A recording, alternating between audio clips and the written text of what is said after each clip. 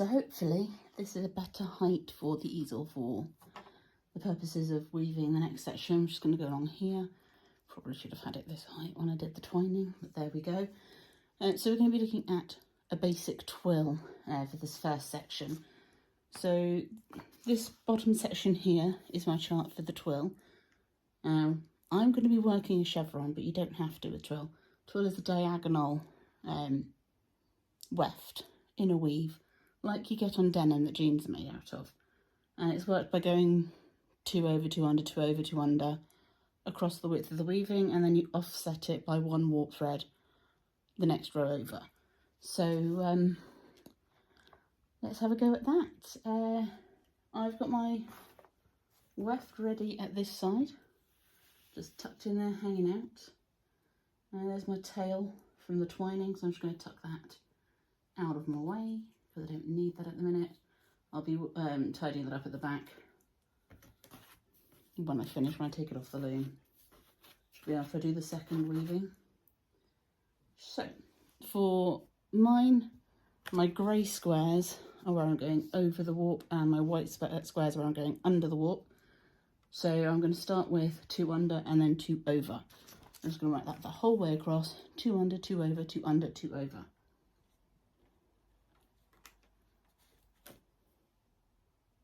And that will give me the basis for the twill. As when I come back the other way, as I say, I'll be offsetting it by 1 warp thread. So that will then cause the texture pattern, the woven pattern, to shift over 1, and it gives you those diagonal lines. So I'll get this done, and I'll show you what it looks like. There might be a bit of voiceover on these vlogs because we've got a little bit of a heat wave at the minute. So fan on, and it's too noisy in the background for filming. So if you suddenly start hearing disembodied voices, that's why.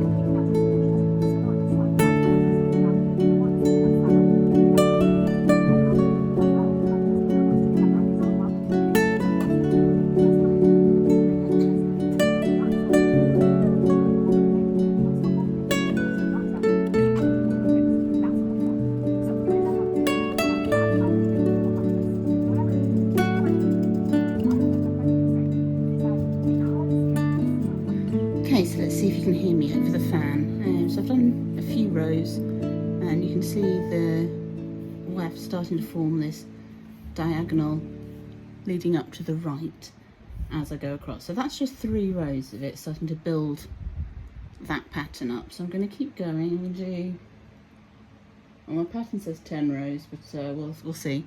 And I'm going to measure it partway through so that I can get a gauge of how I'm doing lengthwise on the pattern, because as I was saying in the last video, I may need to adjust things slightly to make sure that I fit everything that I want to get on, or I might need to take some stuff out, might need to add some stuff in. So yes, I'm going to do actually I might do the 10 rows and then see how wide it is. Can decide that in a minute.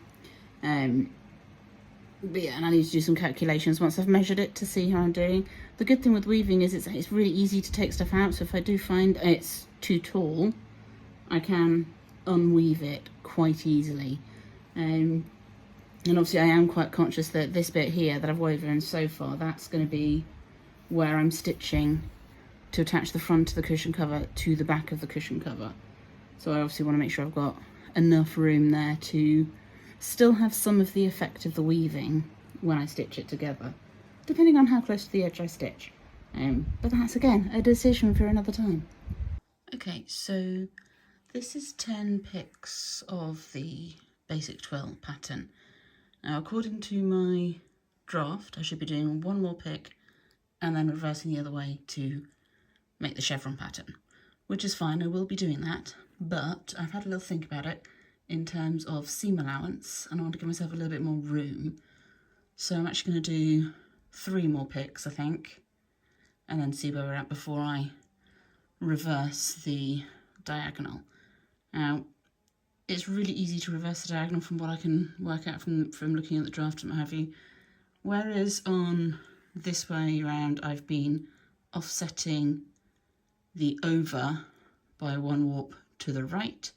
To go back the other way, I'll be offsetting 1 warp to the left. So I'll stick the fan on because it's hot, and get cracking with that, and I'll show you how it is once I've got a little way into that chevron, so you can get a sense of what these movements are actually achieving. Okay, so the first 3 picks of the return pass of the chevron are in, and you can start to see that point forming. I'm going to do, I think, 9 picks in total, so that'll give me an inch-ish of chevron twill. As I say, some of that will be lost into the seam allowance, but yeah, it's coming along.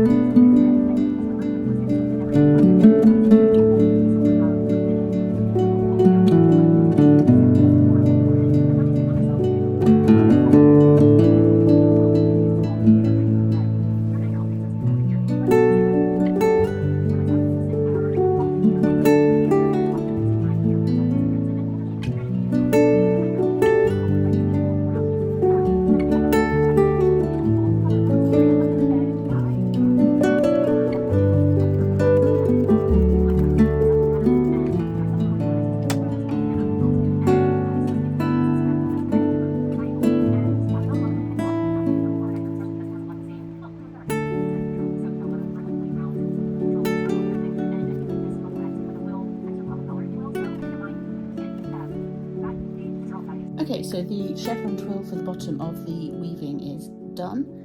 As I say, I've done 13 picks with the slant going that way and 9 picks with the slant going that way, which is going to give me a few picks to put into the seam allowance when I sew it up into its final configuration. I have noticed that I am pulling in a little bit at the sides, which is to be expected with weaving. To begin with, it was coming in more on the right than the left, but that seems fairly even now.